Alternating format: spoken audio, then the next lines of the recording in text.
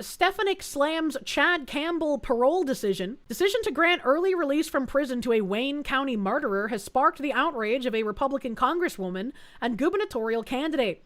Congresswoman Elise Stefanik has released a statement condemning the state parole board's decision to grant early release to Chad Campbell, who, at 14, raped and murdered his classmate Cindy Lewis in Palmyra in 1990. He also murdered 17-month-old Curtis Rizzo, whom Lewis was babysitting. Campbell was convicted of murder and sentenced to 18 years to life in prison. After repeatedly being denied parole, the board cleared him for release by March 12th. Stefanik, who's running for governor, decried the decision, blaming her political opponent and the pro-criminal parole board. She released the following statement.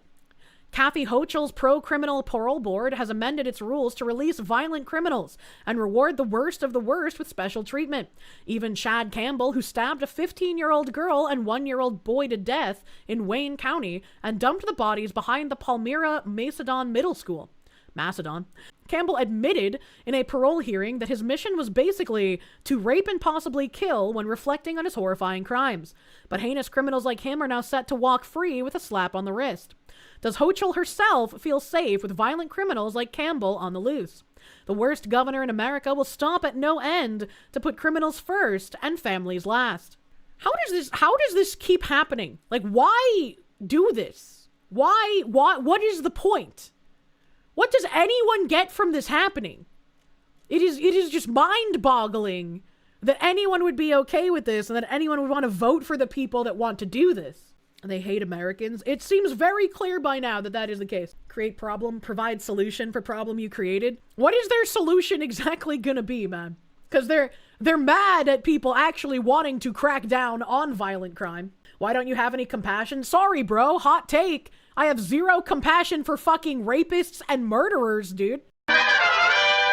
Tennessee grandfather and his 3-month-old grandkid mauled to death by 7 pitbulls at home. Why the fuck do you have 7 pitbulls? What could possibly cause someone to have 7 of those things, man? That's crazier than the guy in Florida being eaten by his monitor lizards. A grandfather and his 3-month-old granddaughter were found dead in their Tennessee home, apparently mauled to death by the family's pack of pit bulls that were known to terrorize the neighborhood. I bet I know what all of their neighbors are thinking. And man, the lifeless body of James Alexander Smith, 50, was found inside the Tullahoma home Wednesday afternoon, while the tiny tot was still being attacked by their 7 dogs. Holy fuck.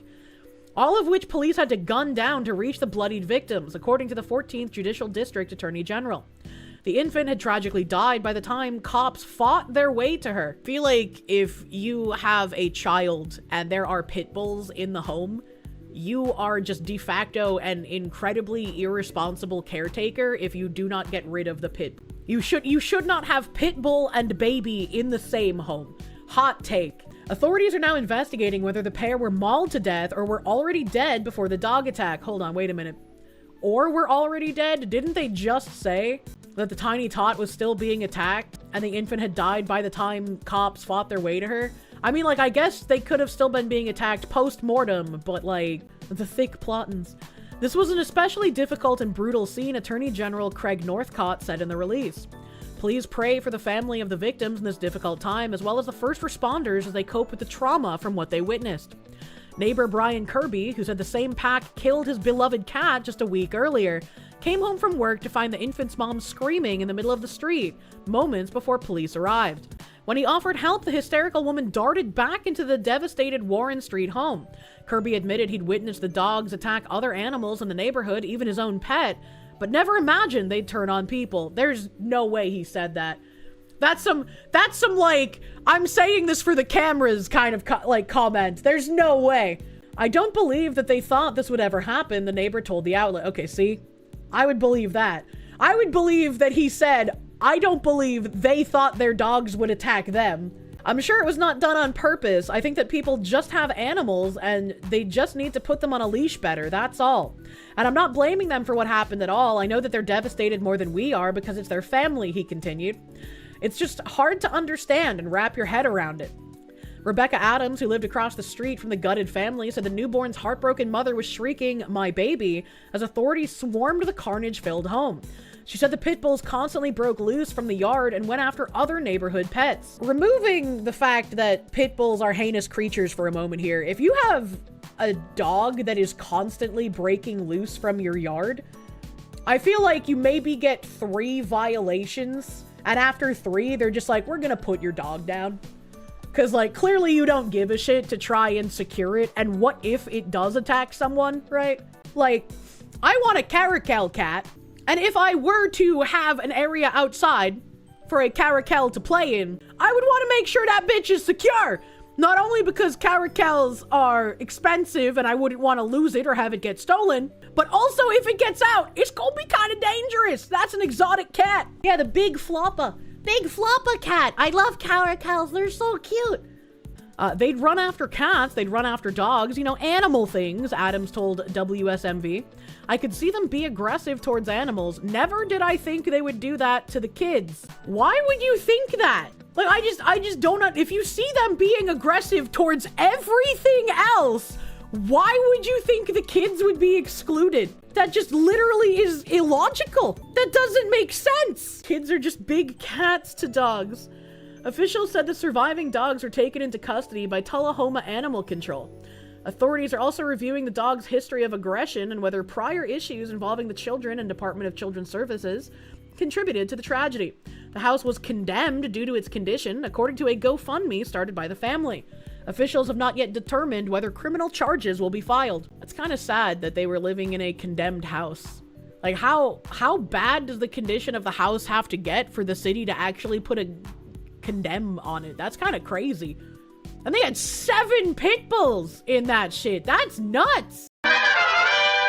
Jealous aunt drowns her niece, 6 years old, at a wedding because the child looked prettier than her and admits to murdering 3 other relatives. Bitch is like, you got my blood, it's time to drown you. What the fuck? This lady's crazy. A woman is accused of drowning her 6-year-old niece during a wedding celebration because the child looked prettier than her.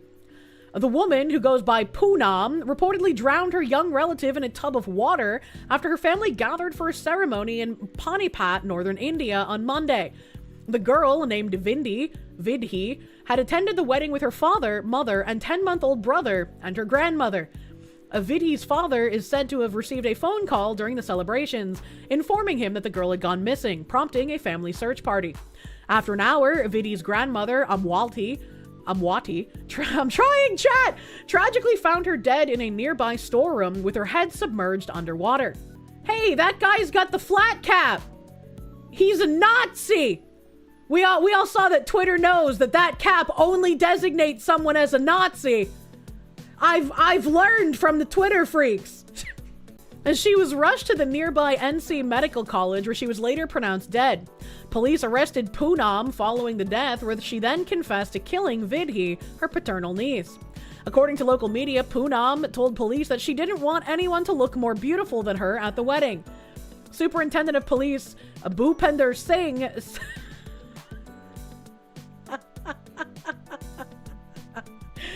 You can't tell me I'm reading an article about a Poonam and a Bhupender. Come on, man. Said that according to investigators, the woman committed the crime when all the guests were out of the house. Poonam allegedly saw the child climbing the stairs before following her to the terrace and making conversation with her. After having her placed in a plastic tub filled with water outside the storeroom, she drowned the child in the tub and then bolted the door from the outside and came down. Superintendent Singh said. During interrogation, the accused woman told the police that she was irritated by beautiful girls. She just needed to listen to, like, that Sean Kingston song a couple of times, and she would have been fine. She wouldn't have had to kill anyone, honestly. Does India have the death penalty? Because she should certainly fucking get it. Poonam also reportedly confessed to previously murdering another 3 children, including another niece and her own son, whom she also drowned. How did nobody notice that this woman was a serial child drowner? Did, like, nobody question that every child in the family turned up drowned? They were like, I guess kids just do that. Like, what the fuck is this? In 2023, the woman allegedly murdered her sister-in-law's daughter, 9, before then killing her own son to avoid suspicion. Bro, is that culture is wild. Can you Can you imagine being like, son, I must kill you in order to avoid suspicion on myself for murdering my sister-in-law's daughter? That's crazy fucking work. In August this year, she also allegedly killed a young girl in a nearby town because she was prettier than her. Police revealed that the family previously considered these deaths accidental and that Poonam committed these crimes one after the other. Jesus fucking Christ, man. All accidental. We're hitting levels of is that we did not even think possible. Is that is not compatible with our culture, man. Holy shit. What the fuck? Accused Chinese agent Linda Sun boasted that Governor Hochul was much more obedient than Andrew Cuomo. Former top state official who allegedly served as a Chinese agent once bragged that Kathy Hochul was a much more obedient person than Governor Andrew Cuomo. Linda Sun, 42, had convinced Hochul, who served as Cuomo's lieutenant governor at the time, to film a Lunar New Year video touting China's New York consulate when she made the shocking comment, according to evidence presented to the ex-Albany's AIDS corruption trial. Imagine just doing what a Chinese spy tells you. She is much more obedient than the governor, the accused Beijing mole wrote to China consular official Li Hua Li in a January 25, 2021 message shown to jurors in a Brooklyn federal court. The deputy governor listens to me more than the governor does, Sun wrote in another text minutes later, punctuated with a sheepish grin emoji, sent to Huang Ping, who headed the consulate office at the time. The messages, made public Thursday after being presented to the jury earlier this week, show Sun taking credit for convincing Hochul to film the video for the Chinese consulate in which she wished viewers Jinyan Kuai Li, or Happy New Year. I probably butchered that, but I tried. The Chinese officials had asked for Cuomo to film the video, but Sun told them that she could likely get Hochul to participate instead, the messages show. Let me ask, but likely the LG can probably do it, Sun replied to Lee, referring to Hochul, in one of the messages shown in court. That would be great as well, thanks, Lee responded. Let me know if you can open this. She is much more obedient than the governor. That's funny. Oh my god, that's what Kathy Hochul looks like? Ladies, I know aging can be rough, but please do not get Botox. Sun then volunteered to coach Hochul on mentioning talking points of the Chinese officials choosing, the text show. Can you share with me some talking points of things you want her to mention? I can make sure to include it in her remarks. In the 2-minute video, which is still on the New York Chinese Consul's YouTube page, Hochul shouts out Ping by name, calling it a privilege to have worked with him on issues impacting Chinese New Yorkers. Prosecutor said Ping had his private chef supply Sun's family with delectable salted duck, a succulent Chinese meal. Gentlemen, this is Democracy Manifest. From their hometown of Nanjing during the same time span when the state official, who served under both Cuomo and now Governor Hochul, is accused of acting as an illegal, unregistered foreign agent for China. I vaguely remember talking about the succulent Chinese ducks, like, at the beginning of the year. So this must just be an update when they release more evidence. I want to eat salted duck, Sun texted Ping during a chummy July 28th exchange, in which she also joked that she should get a China-US Friendship Award, court records show. My master is from Nanjing and has great skills. I'll ask them to make them now, Ping replied. I have a lot of family here, maybe a few more, all from Nanjing, Sun continued, noting that her relatives would be very happy to receive the poultry delicacy. The consul general then agreed to send Sun 6 ducks and texted her 2 days later asking whether she had tried them yet. Well, I eat it as a midnight snack, Sun responded. Thank you, Ambassador Huang. The duck is especially delicious, she added, ending the text with a licking lips emoji to convey her pleasure. I like that this is the expression on that dude's face. Holy fuck. Sun is also accused of doing a slew of other favors for Chinese officials in exchange for millions of dollars in business funneled to her husband, Chris Hu's seafood export company, and goodies like the duck and free concert tickets. Well, millions of dollars. She also claimed to be able to stop Cuomo from mentioning the plight of the Uyghurs, a predominantly Muslim ethnic group that the Chinese government has committed atrocities against, including mass jailings and forced labor, according to human rights advocates. In the January 25th, 2021 exchange with Ping, Sun wrote that she had an argument with Cuomo's speechwriter who had insisted on bringing up the Uyghurs. This person has never been to China, right? He knows very little about China, Ping shot back. Never been there, Sun replied. I'm going to collapse. I will think of a solution tomorrow, but I will definitely not let the governor bring it up. Sun then promised. The spoils of the alleged corruption scheme allowed Sun and her husband to ride around in a Ferrari Roma and afford a $4 million Long Island mansion and a $2 million second home in Hawaii. The request for Cuomo to film a Lunar New Year video is part of a broader effort to have public figures tape China-friendly clips as the world recovered from the COVID-19 pandemic. I'm glad that Hassan could be a good little friend to China. Then Massachusetts Governor Charlie Baker and Harvard President Lawrence Bacow also recorded similar videos at the time, according to text displayed in court. Sun, who was fired from the state government in 2023 after the allegations emerged, has pleaded not guilty. Linda Sun was hired by the executive chamber over a decade ago and was promptly terminated in 2023 after evidence of misconduct was found. Hochul spokesperson Cara Comoletti told the Post in a statement Thursday. No one should put much stock into the words of an individual who has been accused of violating her responsibility to the state and lying repeatedly for her own benefit. Sun's lawyers have argued that her cozy relationship with the Chinese consulate was merely a normal and legal part of her job duties. Linda Sun did what she was hired to do. She didn't commit a crime by doing her job. Her defense attorney, Jared Schaefer, told jurors at the start of the trial. Man, she was just following orders. She can't be held responsible if she was just following orders. University of Delaware student busted for alleged mass shooting plot is an Afghan immigrant who came to the U.S. as a quote-unquote youth. According to officials, the University of Delaware student busted with a huge cache of guns, body armor, and a notebook filled with alleged plans to shoot up his school is an Afghan national who spent time as a refugee in Pakistan before immigrating to the U.S. Luqman Khan, 25, was born in Afghanistan and then fled at some point to Pakistan, where he lived as a refugee for a few years. The Pakistani embassy told the Post, and he then came to the U.S., where he became a citizen. How in the hell? U.S. officials first reported that Khan was a Pakistani immigrant, which the nation's embassy has since refuted. It remains unclear at what age he came to the U.S., but Delaware police told the Post he was a quote-unquote youth at the time, while Pakistani officials said he lived most of his life in America. They're just like, we don't want him!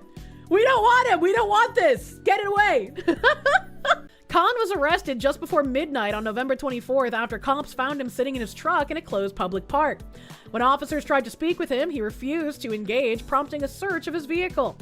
What they allegedly found inside was terrifying, was it? A handgun, several 27-round magazines, body armor, and a contraption that could convert the pistol into a semi-automatic rifle, according to the U.S. Attorney's Office for the District of Delaware. See, all of that would be, like, completely normal if he didn't also have plans to shoot up a school.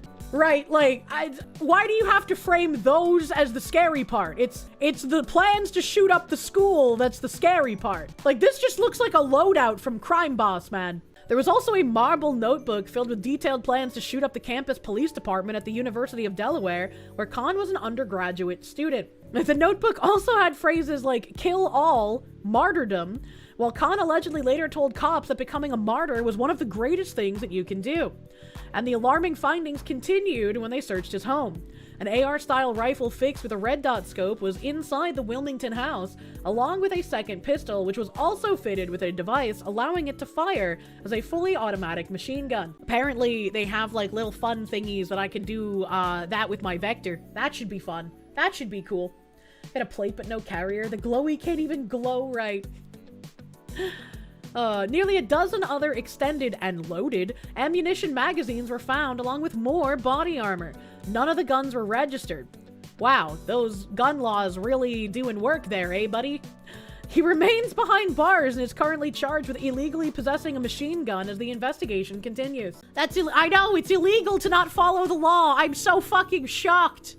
I'm so shocked that criminals don't follow the law.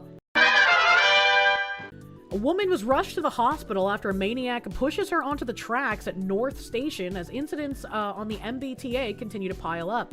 This is from Boasted. The MBTA was thrown into full-blown chaos Thursday. This was last Thursday. After a 61-year-old woman was pushed onto the Green Line tracks at North Station in a stunning mid-afternoon attack that has left Boston rattled and officials scrambling for answers. Transit police say the woman was shoved from behind by a man who they believe is a homeless individual known to frequent the area. The victim plunged onto the track pit during active service, forcing emergency crews to race into action as trains continued to move through the system. Police say she was not in immediate danger of being struck, but the violent fall sent her to a local hospital, and her condition has not been released. The dramatic rescue was first reported by 7 News, whose cameras captured the woman being rushed into an ambulance as stunned riders looked on. Within minutes, transit police had launched a station-wide sweep and expanded the search into the surrounding streets, pulling surveillance video and hunting for the attacker now on the run. Well, you know, that's nice that Boston's kind of behind other major cities, right? Like, they're still only pushing people onto the tracks instead of setting them on fire, like in New York and Chicago. So, I mean, at least we have that to be thankful for, right? Only pushed onto the tracks, not set on fire. What a fucking world we live in. We live in a society, man. Truly. Steve Cooper here reporting on it. What's the video? The woman in the stretcher.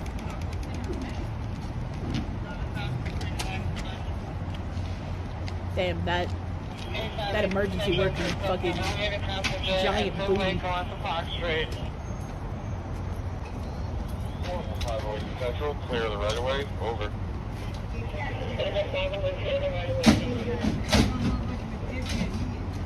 3% is all it takes? Yeah, the people that do this shit, the incredibly violent repeat offenders, are a small percentage. So if we could just, like, get rid of that small percentage, man, maybe we could start functioning again. That'd be great. That'd be pretty fucking cool. She's the emergency food source. The harrowing incident has poured gasoline on an already raging fire. What an odd way to phrase that. Engulfing the MBTA's reputation. In just recent weeks, transit police have issued multiple alerts, including their search for a pajama-wearing man wanted for an indecent assault on a Red Line shuttle bus, random assaults on armed teens, just to name a few incidents. As violent, bizarre, and unpredictable incidents continue to pile up across Boston's transit network, riders have watched the system transform from a daily inconvenience into a rolling crime scene. With police investigating assault after assault, state officials remain largely silent about the spiraling conditions. Thursday's track-pushing attack marks one of the most alarming episodes yet, in a system critics say is teetering on the edge of collapse. A vulnerable rider shoved from behind in a major station in the middle of the day. It's the kind of nightmare scenario transit officials have long feared, but appear unable to stop. As of Thursday evening, the suspect remained at large, the investigation is ongoing, and the MBTA's crisis continues to deepen. And I'm pretty sure the mayor probably is not going to do anything, because why would she? Let's be real. Gotta protect them criminals, man. He said, the Charlotte, North Carolina Sheriff's Office is looking into reopening a juvenile detention center as Arena's law takes effect. One kid in Charlotte, North Carolina has been arrested a shocking 111 times since August of 2023. One arrest a week for 2 years. How is this even possible? Like, what the fuck is you doing, baby? 15-year-old who has been arrested 111 times since August of 2023. Arrests included 55 car thefts and stealing from cars 40. Oh, he's one of those guys that leaves you a fun little present when he car robs you. That's just, he learned from the Hollywood robbers. 5 times. At one point, police found multiple guns on the teen and took a phone as evidence. They say they found various Google searches on it, including, what is the charge for killing an officer? Is police murder a charge?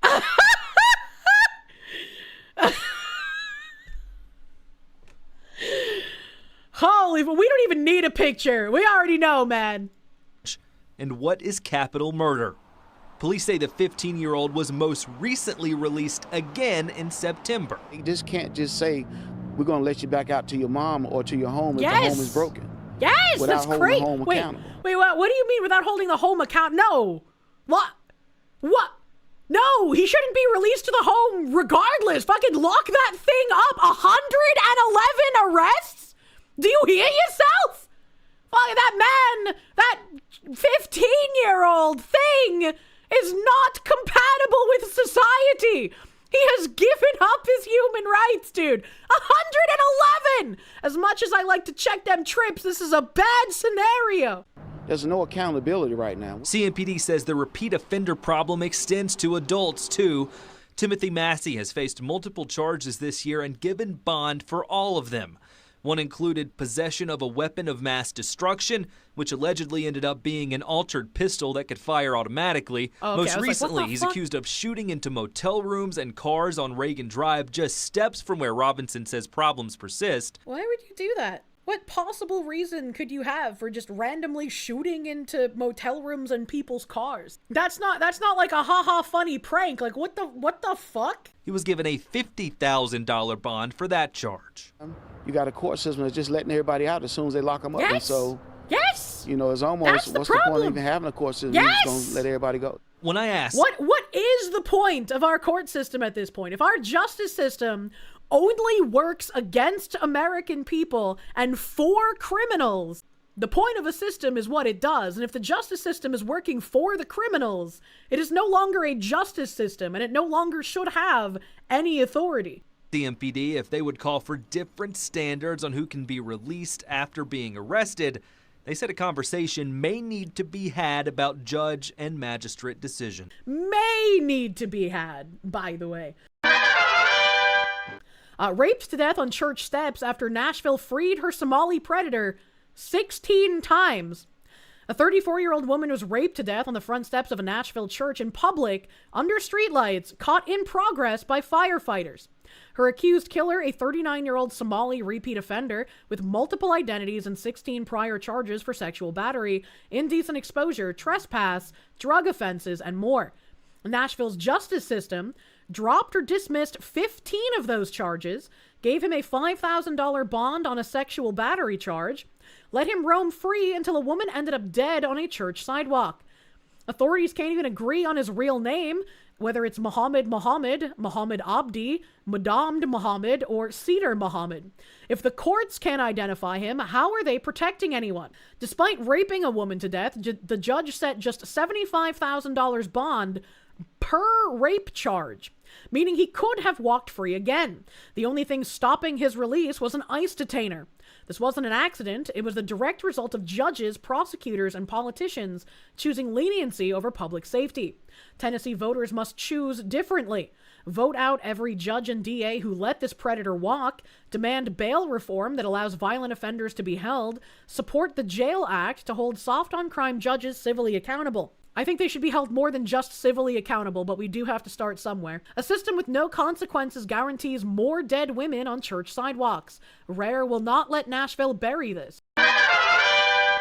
He said, breaking Juan Arias, who was a Colombian-born illegal immigrant, received a free ride to college and then married a lesbian woman as a gay man to gain citizenship. He's just been inducted as a city councilman in Charlotte, North Carolina. And here's a video of the man. I grew up undocumented in Charlotte, in the neighborhoods that so many immigrant families call home. And today I stand before you as not only the first Latino, but the first formerly undocumented member of the city council. Why are they clapping? That's terrible, and he should not be allowed to have any sort of government position as somebody who came here illegally and then committed marriage fraud in order to gain citizenship. That's fucking wild. What is going on, dude? Also, yeah, can we get like ICE to check up on this guy? Is that possible? Can we get ICE up in here, man? It's all women in the crowd. Of course it is. Yesterday, the sheriff's office confirmed that CBP will be in our city. However, no transparency, no accountability, no explanation, not to my colleagues behind me, not to the public, not to the families who deserve to know what's happening in their own city. Let me say this clearly. This is not about public safety. It is not about finding criminals. It is about fear, it is about quotas, and it's about control. When federal agents enter our communities without warning, without cause, and without humanity, they are not keeping us safe. Wow, the illegal immigrant who committed marriage fraud wants to keep other illegals in our country to take advantage of us and waste American taxpayer dollars on people who shouldn't be here. I'm so shocked. Who the fuck voted for this? Unironically, what kind of brain-damaged individual would vote for this? They are terrorizing our neighborhoods, and we do not welcome our communities being terrorized and attacked. Yeah, I agree with that. That's why I want ICE to go in and sweep up everybody.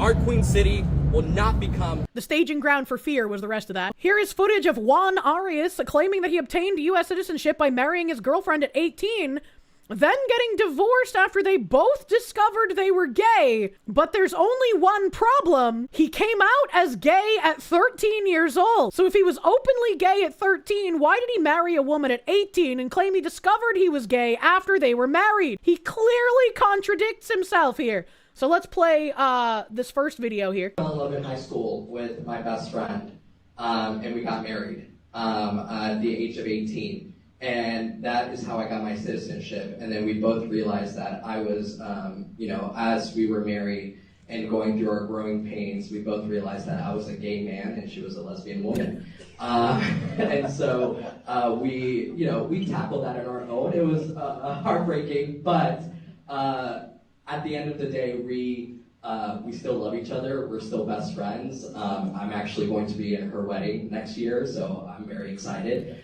Hopefully he'll be deported by then, to be fair. She has a beautiful partner.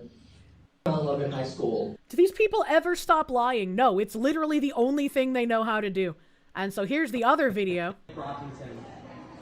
He was our first transgender homecoming king in the South.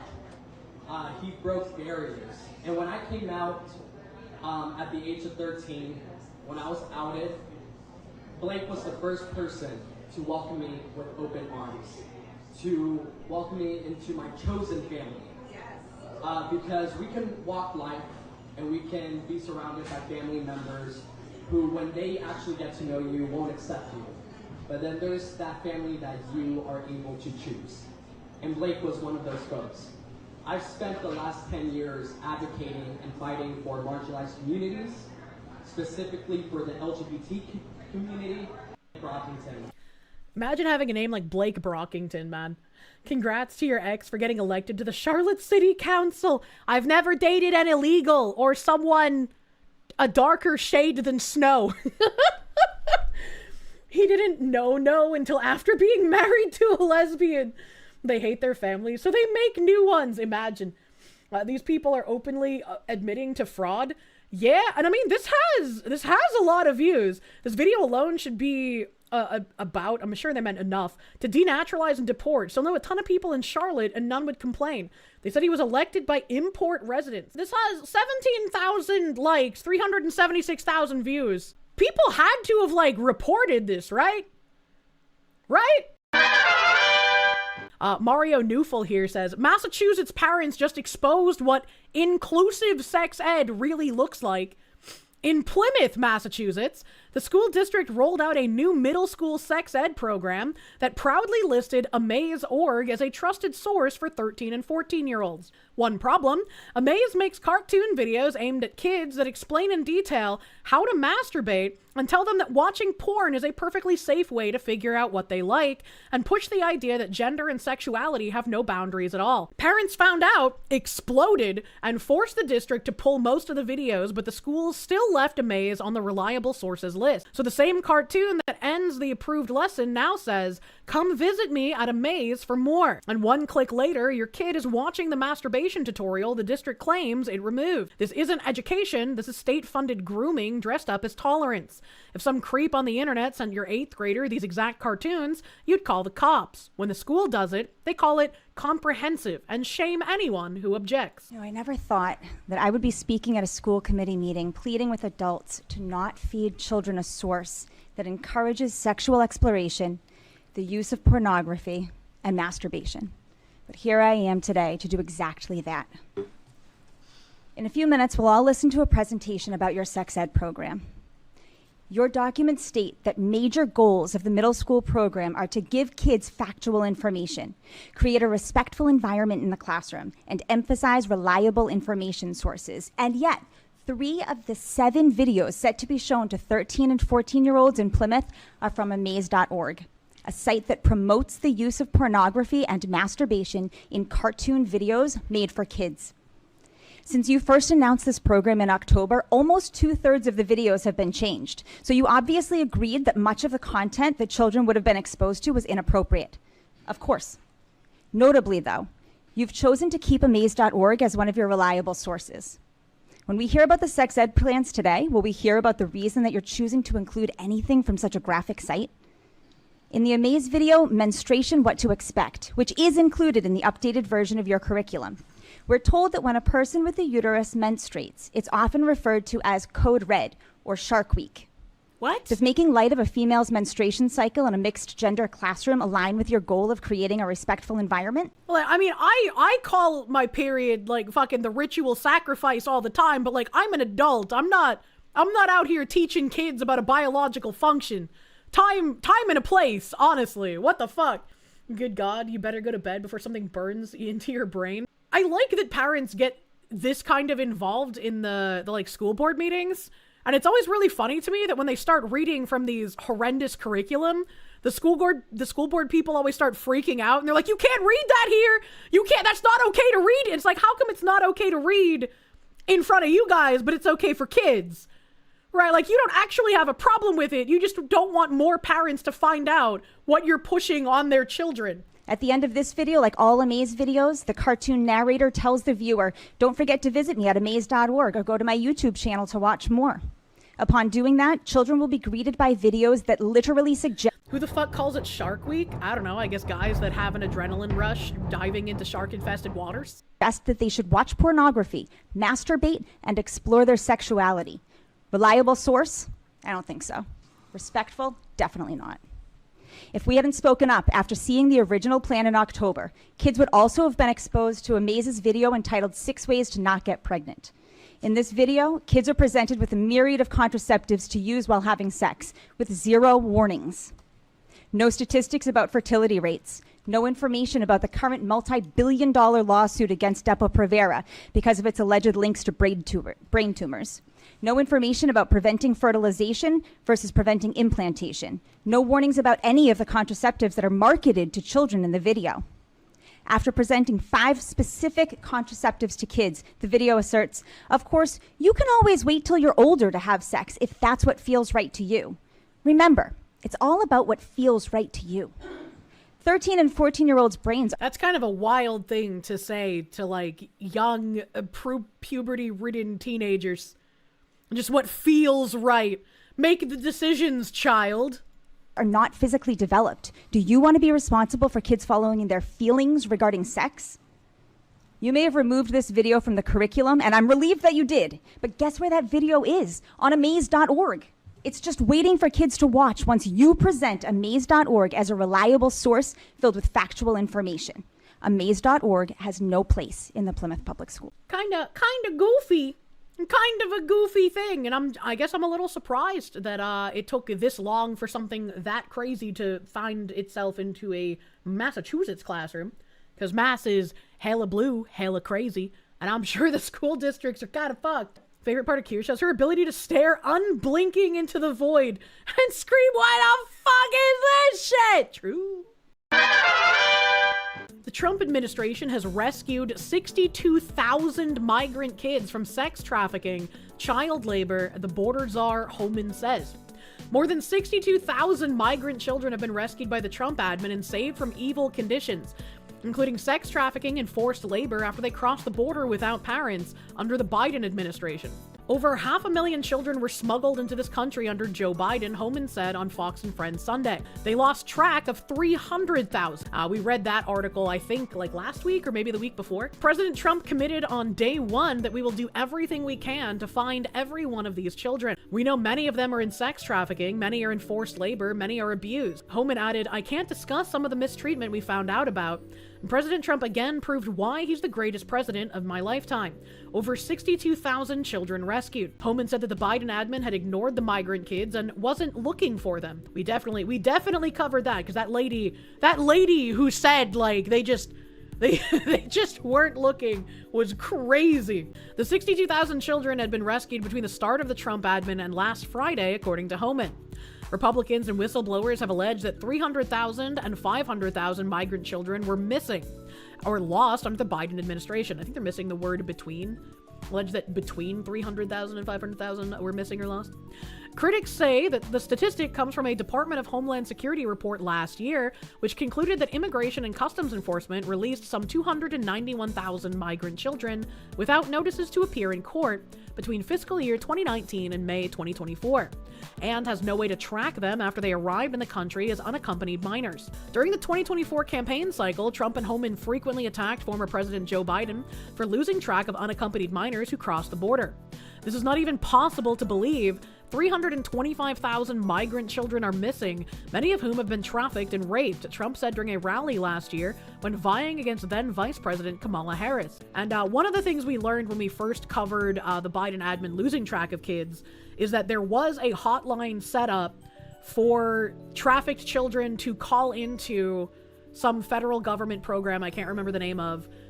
But a lot of the times, either nobody answered the phone or nobody sent help after the child asked for it, which is a wild thing to hear. You can't just set up the program and then not actually do anything with it. Privately, Biden reportedly lashed out at former Health and Human Services Secretary Javier Becerra over his department's failure to handle a surge of unaccompanied migrant children at the southern border. Homan took note of the backlash Trump has weathered for his aggressive crackdown on the border and underscored the humanitarian benefits of those hard-nosed policies. They're complicated, Homan said of Democrats. 4 years this has happened. Sex trafficking, historic highs. Children crossing the border, historic highs. Migrant deaths crossing the border, historic highs. Like or love President Trump, you have to admit this man has shown every day he's saving America. Under the Biden administration, there were over 301,981 encounters at the southwest border during December of last year, according to the data from the U.S. Customs and Border Patrol. Encounters plummeted to 11,710 in October, the most recent month for which data is available. That's great that there's a plummet. I'm glad we're saving the kids and we have mass deportations kicking off. We need the mass deportation numbers to exponentially rise. We need more. We need more of them. And to stop even bothering when Democrat activist judges try and block ICE from doing their job. They said King's College London announces a new study to find out if pedophiles and children can live together and what the positives might be for the children. And this was satire, but a lot of people believed it. And then the thing that I had brought up was a guy saying this is supposed to be satire, but they legitimately tried this in Germany. And he had a letter from Berlin, July 19th, 2021. The German experiment that placed foster children with pedophiles. With the approval of the government, a renowned sexologist ran a dangerous program. How could this happen? That's really interesting that this person was trying to be like just so over the top that no one would ever believe it. But it already happened. It already happened. Wow, imagine that. It happened because they let a renowned sexologist around kids. That keeps happening. That keeps happening. You know, a renowned sexologist is just like, hey, let me have access to these kids. You know, I can figure out some stuff. I was like, why does that keep happening? Good old Frankfurt. The loving pedophiles, they were called. Most of the kids got raped. What a shock, yeah. Yeah. Or loving pedophiles makes me think of that fucking virtuous pedophile forum that keeps coming up in current year. But there's a video here that says, construction company owner says he's seeing a difference ever since ICE has been in Louisiana. No immigrants want to go to work, and it is so amazing. I've gotten more calls in the last week than I've gotten in the last 3 months. So we've had ICE and DHS down in Louisiana for about a week now. And as a business owner, I've been running my own construction company since I was 18 years old. I'm 27 now. We do painting, roofing, drywall, tile, ceramics, trim, molding, carpentry, flooring, concrete, a little bit of everything. A little bit of everything. I'm seeing firsthand just the shockwave them boys are sending across the state. No immigrants want to go to work. None of them want to even ride in a truck like mine with a ladder rack on it. And it is so amazing. I've gotten more calls in the last week than I've gotten in the last 3 months. I got 20 calls in one day. GC scrambling to try and finish projects. Halfway through, these guys not showing up to work. Starting projects. Landlords. You know how a landlord always has, their go-to guy they call. The boys ain't showing up to do nothing. Hell yeah. And this just shows you how bad Imagine that, Americans benefiting from running illegals out. I know, the great lie of, but they're here to do the jobs Americans won't do. Wow, it was just a lie the whole time. I'm so shocked. Wow. Problem is down here in Louisiana. I mean, we got a population in our whole state that's like the size of LA County. Genuinely, in our whole state.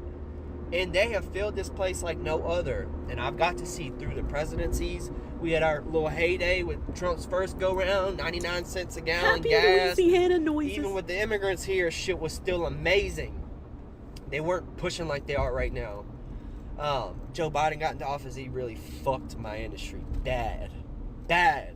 To the point to where the only people that are lining their pockets are the GCs that are hiring these guys. Because this Louisiana resident can confirm that all the illegals that gather at the gas station near your daughter's school to get picked up by trucks for landscaping work are no longer present in the mornings. Hell yeah!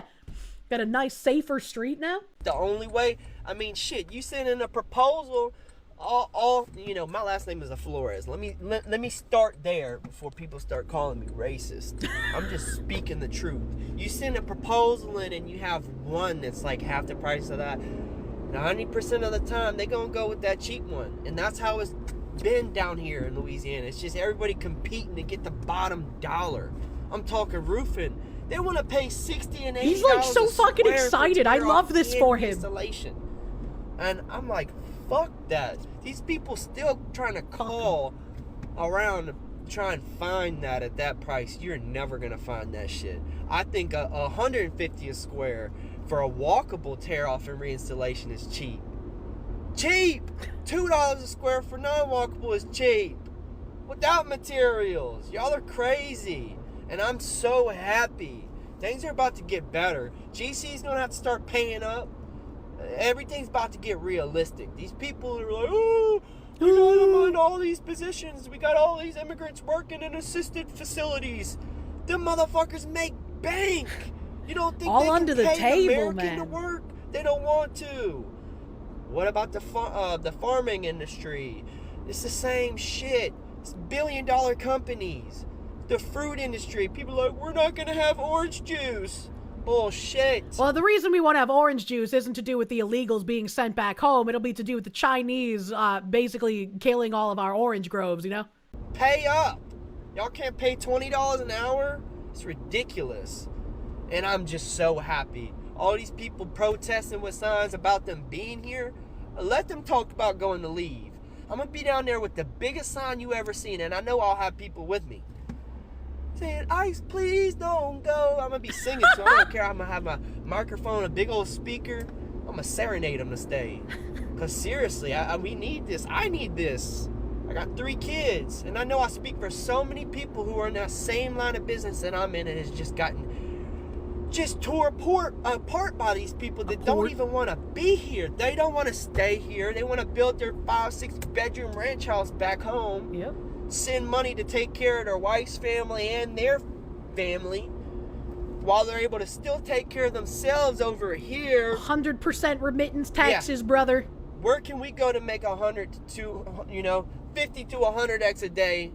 You know, most of these cats I talk to, what they would make back home was $5 a day in like a Red Bull, $5 a day in a Monster Energy. The foreman's making $10 a day. Where can we go to make 50 to 100x a day and send shit back where we live to build a 5-6 bedroom house? Most of you motherfuckers got a big ass piece of land. It's not fair. And anybody who thinks to say it's fair and they deserve to be here, you cannot be an American. You cannot have that blood going through your veins for real. You hate your country. I am so thankful for ICE and DHS. I'm glazing them. I don't give a fuck. What a weird world where you glaze the feds instead of want to hit them with your car for once. Imagine. And then, so quote retweeting this, Vice President Vance saying what I said the other day. He said, mass migration is theft of the American dream. It has always been this way in every position paper, every think piece, every econometric study suggesting otherwise is paid for by the people getting rich off of the old system. 1,000% true. And anyone trying to convince you that this is anything other than the theft of the American dream from Americans is doing so maliciously. We got Maine DMV reportedly caught giving info on how an illegal alien from Somalia could get a driver's license despite killing someone in a car crash in his home country. Maine is potentially allowing dangerous illegals to drive on our road. What do you mean potentially? I just, you know. Okay, so as long as he brought his birth certificate from Africa, he'll be okay to get his driver's license? So that is one form of ID that we can accept for the exam process to get him started. The other one needs to bear a signature. So would you take like a country ID? Because they do kind of similar to Yeah, state. you know if that's been signed, if there's an immature. Yep, Okay. Yeah, so I looked at it. So as long as he has his birth certificate from his home country in Africa and a driver's license that has his signature from his country, that should be okay? So we would be able to use that out-of-country ID for the signature piece as long as that birth certificate has been translated. Do you know if it has? Yes, yeah, he does have his, yeah. It is translated. Okay, Yeah. Then yep. Awesome. We could. Yeah. Okay, so his name's Mohammed. I guess now the next step would be this. He doesn't speak any English. Is the test done in Somalian? So for the Class C language, we do translate in Somalia. If you don't speak English, you should not be given a driver's license in the United States. Very, very tepid take, actually. On that form, that application that I was talking about earlier, there's a box on there that says oral. He would just need to check that. And how many can you get wrong? So it is a 30-question multiple choice questions. Once he hits 6, the test will automatically shut off. Okay, so he can only get 5 wrong out of the 30 to be safe. Correct. Okay. Yep. No, this is good. This is actually that's actually pretty easy. So he has to get 25 right out of the 30. He did have an issue in Somalia with his driving. Is that going to impact it, or do you guys just not connect with it?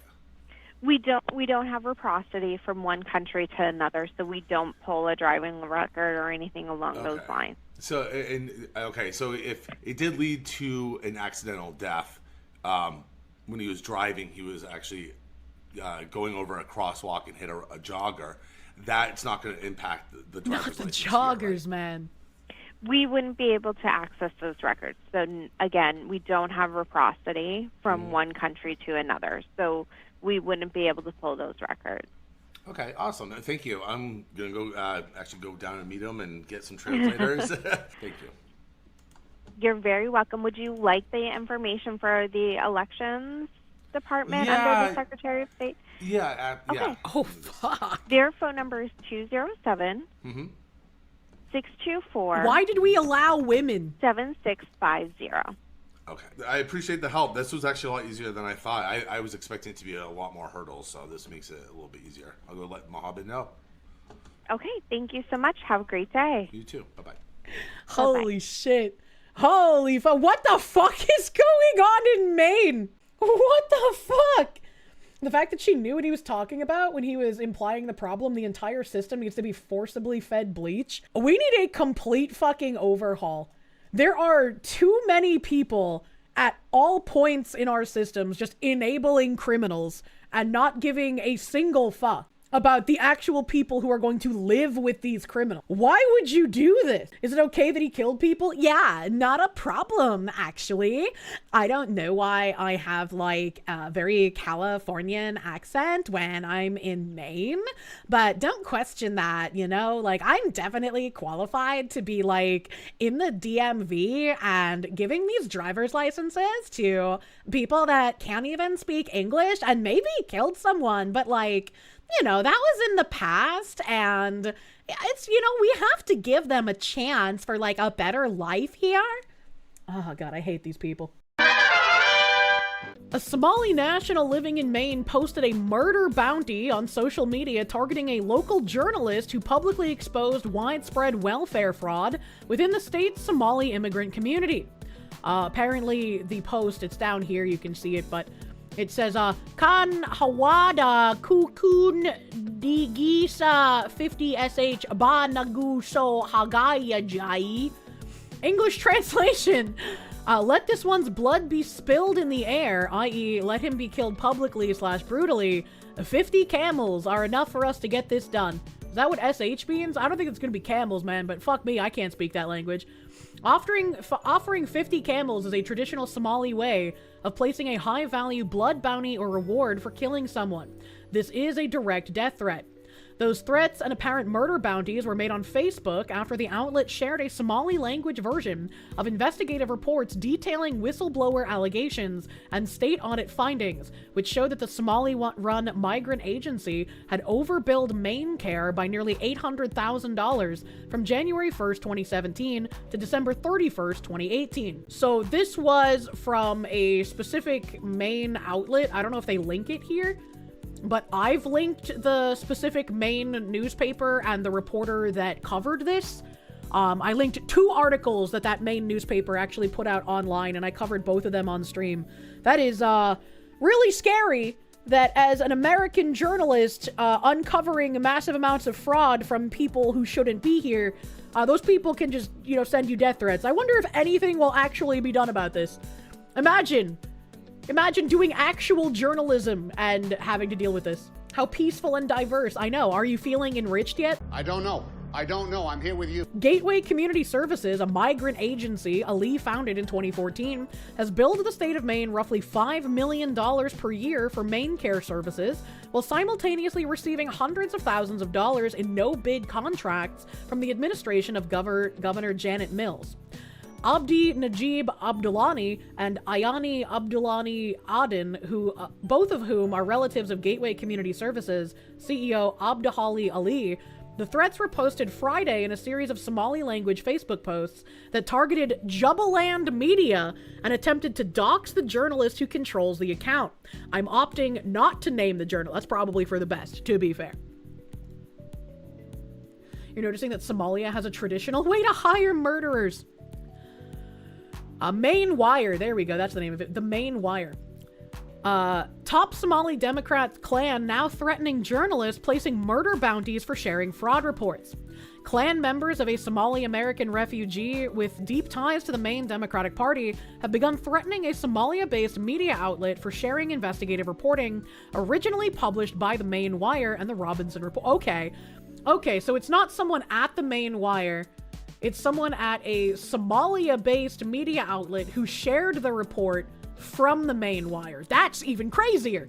Relatives of Gateway Community Services CEO Abdihali Ali appear to have placed a bounty on the head of the journalist behind Jubaland Media.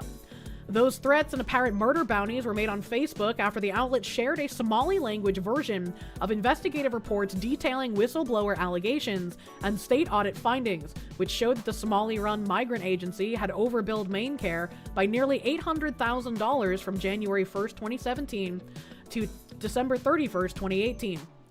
Gateway Community Services, the migrant agency Ali founded in 2014, has billed the state of Maine roughly $5 million per year for Maine Care services, while simultaneously receiving hundreds of thousands of dollars in no-bid contracts from the administration of Governor Janet Mills. Records obtained under the Freedom of Access Act show that Gateway was audited under Republican Governor Paul LePage and found to have overbilled Maine Care by nearly, I'm going to assume that's $8 million and they just forgot a comma.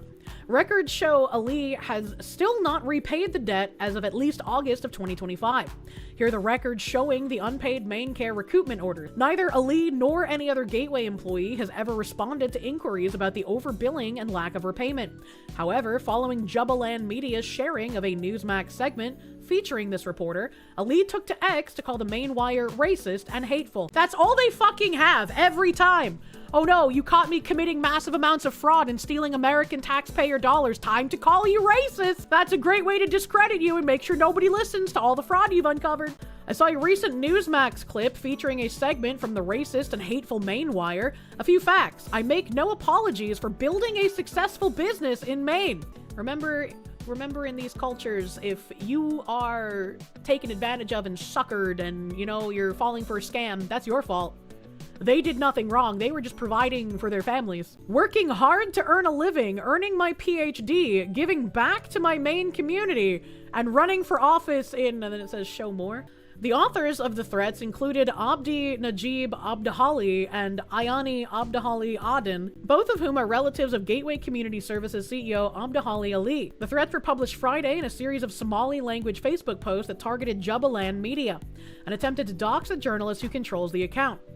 Abdi Najib Abdahali is the eldest son of Gateway CEO Ali, while Ayanul Abdahali Aden is second cousin to Ali, according to fellow Somali-American refugee Abdi Iftin, a Maine resident and guest on the Robinson Report podcast. Iftin highlighted the threats in a viral TikTok post, which was subsequently shared by the Jubaland Media Facebook page. In addition, Abdi Najib Abdahali, the Gateway CEO's son, cites on his Facebook page that he works for Boundless Media, a company incorporated in Maine by his father, Ali, using the same address as Gateway. This Facebook page here, director, scriptwriter, videography, Boundless Media.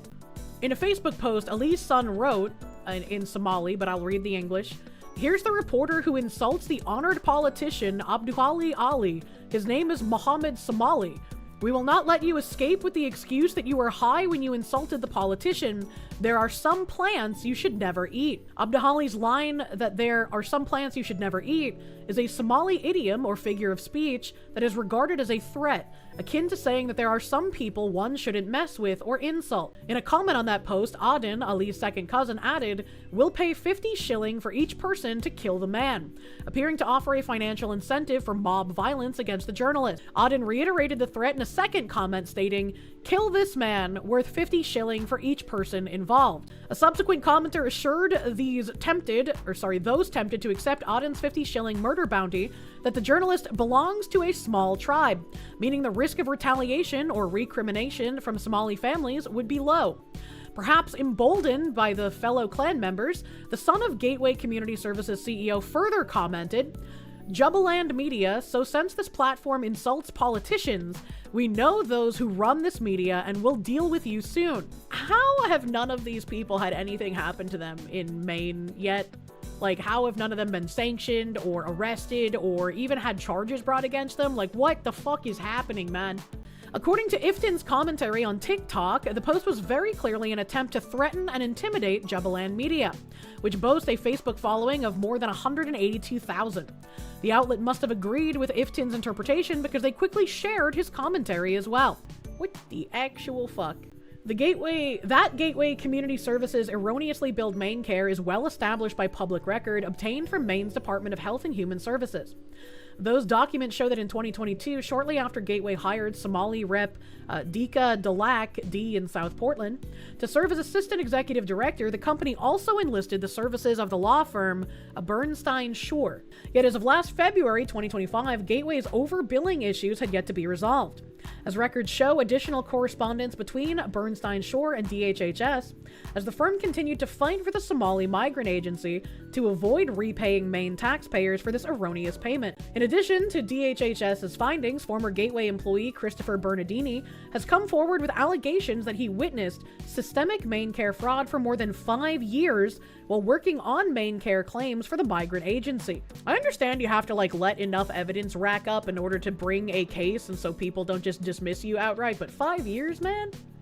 5 years? Somali American Refugees Medicaid Agency submitted bogus Maine Care claims for years, former employees allege. Maine Attorney General Aaron Frey has declined to investigate the allegations against Gateway Community Services, and no one from the Attorney General's office or DHHS has contacted Bernardini to interview him regarding his credible and specific claims about Gateway's process for inflating Maine Care billing. So if the Attorney General is declining to investigate, he should also face criminal charges, because he's just letting them get away with it. Why would you take this man seriously? It's kind of crazy. The only communication Bernardini has received from the state of Maine government since blowing the whistle on the Maine Care fraud he claims to have witnessed at a Somali-run migrant agency is an audit from Maine Revenue Services. That surprise audit was quickly resolved as Bernardini has not been a resident of Maine for several years since he moved to Florida in 2021, and therefore owed no tax obligation to the state of Maine. In fact, Bernardini told the Robinson Report that he learned through the state audit process that, despite having relocated to income tax-free Florida, Gateway had continued to withhold Maine state income tax from his paychecks, meaning the state of Maine actually owes him a substantial refund. That's not how that works, though. It's based on where you're working. So even if he lives in Florida, if he's still working for that company in Maine, they will withhold Maine income tax. And I know this because in New Hampshire, there's some work out there where, like, you work for a New Hampshire company, but they do work in Maine, and you have to pay Maine income taxes on the work that you do in Maine. Maine's Attorney General and Governor both love hating Trump and huffing each other's farts over how liberal they can be. Need a Republican governor to get anything done, which will be hard to do as we have ranked choice voting. That's kind of crazy. According to correspondence between Bernardini and agents at Maine Revenue Services, Bernardini will have to make additional filings with the state if he wants to reclaim thousands of dollars that were improperly withheld from his pay. Why has Gateway Community Services operated for years with apparent impunity? Part of the reason could be that the Migrant Agency is practically an arm of the Maine Democratic Party and Governor Mills' administration. Two former Gateway employees and close personal associates of Ali's, Representative Yusuf, and Rep. Dika Dalak, have gone on to serve in the state legislature. Ali's former special assistant at Gateway, Sophia Khalid, recently hosted a fundraiser for Secretary of State Shenna Bellows. The only staffer of Governor Mills' Office of New Americans is former Gateway employee Eklas Ahmed. In addition, Khalid runs the Community Organizing Alliance, a migrant ballot harvesting operation that is fiscally sponsored by the left-wing Maine People's Alliance. Man, 50 Kenyan shillings is 39 cents in USD. That's kind of crazy. This is kind of insane to me that Democrats in the legislature are complicit in this kind of Maine care fraud. The Maine care fraud, as we read previously, is also going to fund, like, Civil War shit in Jubbaland. And the Ali guy also used Maine care funds to fund a presidential run for Jubbaland, which he lost. Yet our DOJ is complicit by not arresting and charging these individuals. Yeah, why is nothing happening, right? Like, even if the Maine Democrats are complicit in it, where are the Maine Republicans saying anything? Where are people on the federal stage pointing this out as they are doing in Minnesota? Minnesota's real fucking bad. It's real fucking bad. But, I mean, we have people literally giving fucking murder bounties out in Maine now. Someone saying JD and Usha allegedly spotted having a loud argument at a restaurant recently and posts, like, some boomer Facebook thing that says, like, looks like things are not so good in Republicanistan. Usha is a liberal, always has been, apparently. And they were having an argument loud enough to quiet the restaurant. Why is he wearing a t-shirt? And J.D. Vance quote retweeted this and said, I always wear an undershirt when I go out in public to have a fight loudly with my wife.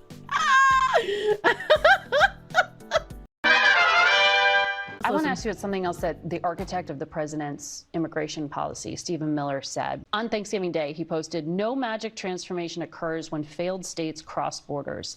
At scale, migrants and their descendants recreate the conditions and terrors of their broken homelands." What do you make of this argument of failure to assimilate and sort of ruining America? It's true. How do you understand this? I mean, when I think about Stephen Miller and his white supremacist rhetoric, it reminds me, yes, it reminds me of the way the Nazis described Jewish people in Germany. And remember, they don't call you a Nazi because they think you are one. They call you a Nazi because they know it marks you as a acceptable target for violence from their constituents. And, you know, as we know, there have been many immigrants who have tried to come to the United States who've turned back, one of them being Jewish immigrants. We know the way that people were described who were coming from Ireland, Irish immigrants. We know the way in which people were described back then when they were Italian immigrants. And to me, you know, we're, yes, of course, ethnically Somali. We are in this country as Americans. Yeah. We are citizens. We are productive. Even though there's footage of her saying that her allegiances are to Somalia. Part of this nation, and we will continue to be. Congresswoman Omar, thank you for your time Smug-ass today. smile. You will be deported. As if there's one thing the Trump administration can do, please deport that woman. And the House Judiciary said, Stephen Miller is Jewish, this is vile. And then Senator Scott Wiener quote retweeted that and said, Jew here, Stephen Miller, is an absolute disgrace to the Jewish people. He intentionally echoes Nazi German rhetoric from the 1930s. Miller is a Shanda. I don't know what a Shanda is because I don't speak the Yiddish or the Hebrew. And then Gad Sad coming in here with the steel fucking chair. Said, Jewish here as well. You are a disgrace. Perhaps spend a bit more time looking up pegging party and leave the heavy lifting to quote-unquote Nazi Jews like Stephen Miller to protect us from suicidally empathetic morons such as yourself. Oh my god. Cat sat out of nowhere. Yeah, right? Fucking with the steel chair. Nazi Jews, that's something you would never have heard in 100 years. I'm pretty sure people call fucking Nux a Nazi. There was that weird time after the Real Game Awards last year where I had like Synthetic Man's audience calling me a BBC loving Jew and then the other people attacking me for being a Nazi, and it's like, damn, I got crazy people on both sides, dude. What the fuck? Grok Play. Enjoy and create multiplayer games where your Grok owl can climb the leaderboard by playing against you, your friends' owls, and itself. This is Grok Play. It's a platform where you can play multiplayer games against other people or against other people's Grok. So here we have the arenas. They are curated games where you can compete for a leaderboard. You can play these games yourself, like here, or here you have your Grok agents that you can place in one of these arenas. And when you do that, your Grok agent will play the game against other players. And how the fuck is this like a professional thing and I heard a Discord boo whoop in his background? Are you fucking kidding me, man? And try to win. With the credits you win, you can buy avatars, accessories, or upgrades. You can also create your own games in our game editor. And with these games that you create, that we call gyms, you can play against your Grok, and by doing that, you can train it to be... You thought that was your Discord? I only knew it was in the video because my Discord's in streamer mode, and there'd be no other way for a boo-whoop to happen. Become more competitive. So, you know, we got Grok AI games, and then they say, a Grok-powered KeyCAD schematic review, exploration, power analysis, and part replacements via deep research evolve your EE workflow? What you're viewing here is Grokky, a next-gen schematic explorer which enables teams to track schematics in version control and perform intelligent semantic analysis on important sections of their design. You can highlight sections of the schematic, and our semantic parsing backend distills the important elements of that network for Grok to digest and explain within the broader context of your board. We integrate with DigiKey and GitHub, so you can track obsolete parts and deploy Grok Deep Research to find you the most compatible and cost-effective replacements. All of this is wrapped together in a modern UI with elements that help new and experienced electrical engineers navigate and quickly ingest foreign designs. Welcome to Grokky. Welcome, Grokky. They continue ManaFlow, XFeed for coding agents. Find me a picture of a M87 black hole, whatever. Recruiter X, AI recruitment platform that sources top engineering talent via X using Grok analysis, multi-dimensional scoring, and NLQ. Hey, we built Recruiter X, an AI recruitment platform that sources top engineering talent via X. So our tool watches X and surfaces a short list of priority candidates, vetting them using a set of signal identifiers that we engineered. As a recruiter, you click into a candidate, see why we picked them, and score a meta timeline of proof of work tweets. If the confidence feels off, you nudge it up or down, and the system learns. And when you're sold, you send them straight into Greenhouse with one click. You can even paste any X handle you already have and run the exact same vetting flow. That's cool and all, but I feel like that's probably going to end up biased, let's be honest. And then, the real kicker here that is absolutely horrific, Halftime. Halftime dynamically weaves AI-generated ads into the scenes you're watching, so breaks feel like a part of the story instead of interruption. Regresó el sándwich más importante del año. Watching ads sucks. Introducing Halftime by Grokathy. This is the TV show Suits. The lightning round. Go. Pulitzer Prizes. 46. Nobel Peace Prizes.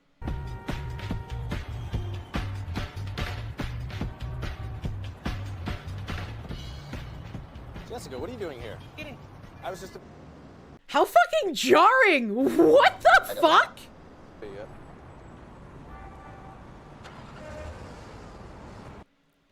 All right, we're clicking on Friends, the TV show. So I told Carl nobody. Spicy cat raid. What the hell is this spicy cat raid? Alana, thank you for the raid. Welcome, smugglers. We're watching dystopian future of advertising. Welcome, raiders. He just pulls out Beats by Dre. Those didn't exist back then. Shut up, stop it. What the fuck? AI will be changing the actual content you're watching to turn it into an ad. Yep, that is what this is. I wish we had gotten to see what the SpongeBob one would be like, because that would have been interesting. But yeah, I don't really like that. I don't really like using AI to alter television shows to force ads to be streamlined into the content that you're watching. This is going to be incredibly predatory for children and older adults. And maybe this is just another step into idiocracy land where like everyone just gets used to, oh, we're gonna Brondo in the middle of a kick you in the balls show. Don't these dumbasses know what happens when you take away any circuses that have been pacifying the slum inhabitants for the last 75 years? I guess not, man. Children and predatory, that's what they want. I'm sick of it. I'm sick of it. You never knew you'd say that, but you want your old ads back. Imagine a time to rely on your YouTube and streamers before that gets taken over. I can only imagine if Twitch tries to implement some shit like that. They're just like, oh, we're gonna have the AI ads start playing on you streamers now. I don't want that. I don't like that.